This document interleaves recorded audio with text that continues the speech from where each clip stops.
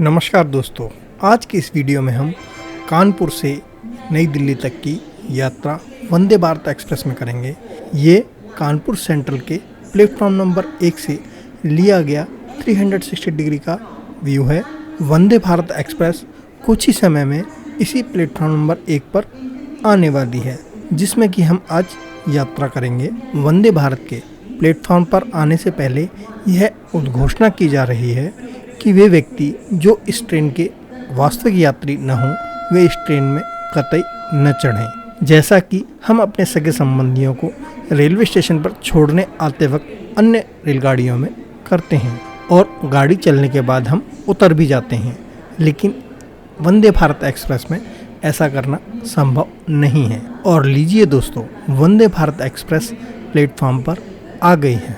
आइए इसका नज़ारा लेते हैं। इस रेलगाड़ी को पूरी तरह से एरोडायनामिक डिज़ाइन के आधार पर बनाया गया है, ताकि इस रेलगाड़ी के चलते वक्त हवा से होने वाला घर्षण यानी फ्रिक्शन कम से कम हो। रेलगाड़ी के डिज़ाइन को देखकर आपको गर्व महसूस होगा।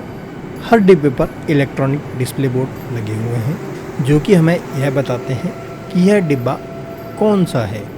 डिब्बों के जोड़ को भी बहुत ही सलीके से बनाया गया है, जो कि सामान्य रेलगाड़ी के जोड़ों की तुलना में काफ़ी बेहतर दिखाई दे रहे हैं। वंदे भारत एक्सप्रेस ट्रेन का निर्माण इंटीग्रल कोच फैक्ट्री चेन्नई में मेन लाइन EMU को आधार बनाकर किया गया है, जिसमें कि अलग से लोकोमोटिव लगाने की आवश्यकता नहीं होती और दोनों ओर ही ड्राइवर्स केबिन होता है, जिस कारण लोकोमोटिव को इस ओर से उस ओर लगाने का झंझट ही खत्म हो जाता है। वंदे भारत रेलगाड़ी की शुरुआत 15 फरवरी सन 2019 को बनारस और नई दिल्ली के बीच में की गई थी, जिसका उद्घाटन श्री नरेंद्र मोदी जी ने किया था।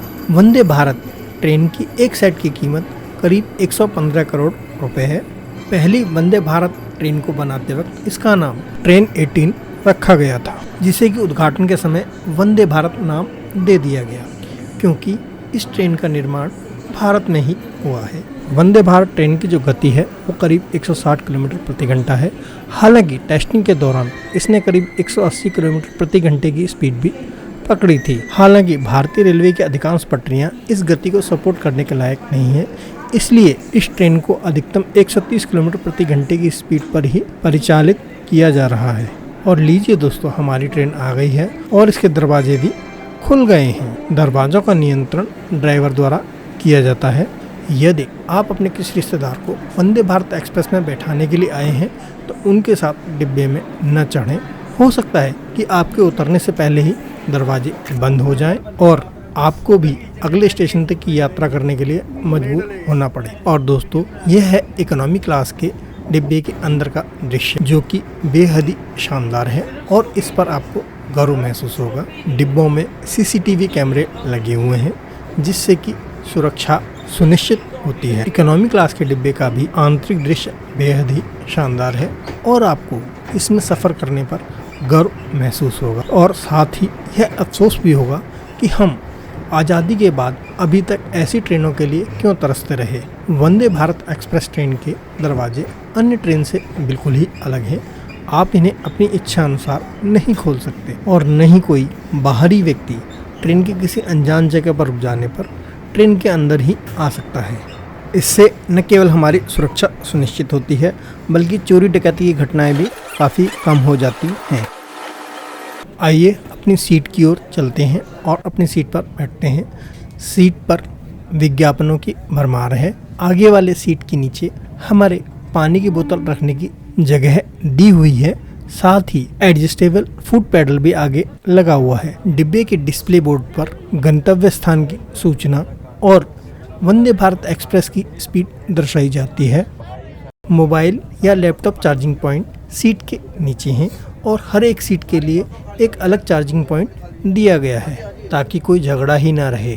सीट के ऊपर रीडिंग लाइट लगी हुई हैं, जिनको चालू या बंद करने का बटन लाइट में ही है। इस तरह की लाइटें आपको किसी अन्य ट्रेन में नहीं मिलेंगी। इकोनॉमी क्लास में इस तरह की सीटें हैं, जो कि बेहद ही शानदार हैं। इन सीटों पर बैठने के बाद मुझे काफ़ी देर तक यही एहसास होता रहा कि मैंने सीट बेल्ट नहीं बांधी हुई है। आइए वंदे भारत ट्रेन के टॉयलेट को भी देख लेते हैं। इस ट्रेन के टॉयलेट में फ्लशिंग का सिस्टम कुल मिलाकर एयरक्राफ्ट से मिलता जुलता है। इस ट्रेन के फ्लश के लिए वायु दबाव का यानी कि एयर प्रेशर का इस्तेमाल किया जाता है। इसी तरह की प्रणाली आपको एयरक्राफ्ट में भी देखने को मिलेगी।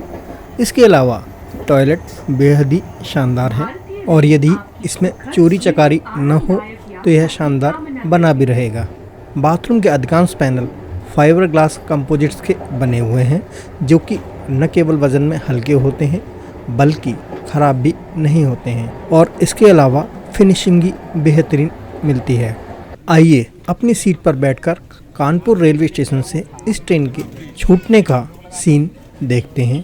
इस ट्रेन की खिड़कियां बहुत बड़ी होने के कारण यह सीन बेहद ही शानदार दिखाई देता है।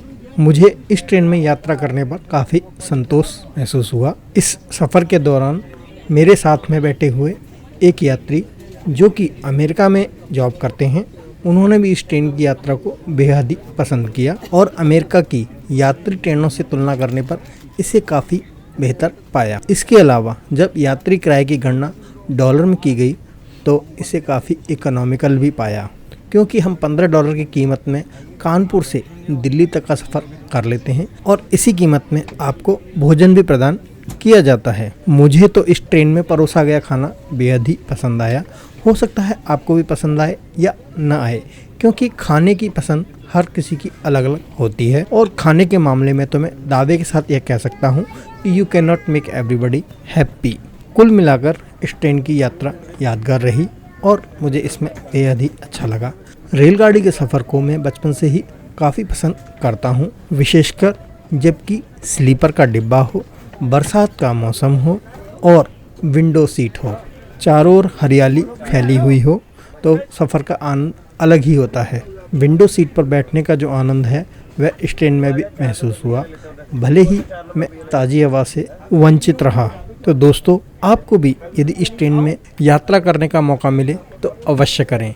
आपको थोड़ा सा ज़्यादा किराया देने पर कोई अफसोस नहीं होगा। दोस्तों, उम्मीद करता हूँ कि यह वीडियो आपको पसंद आया होगा और कुछ जानकारी भी प्रदान करेगा।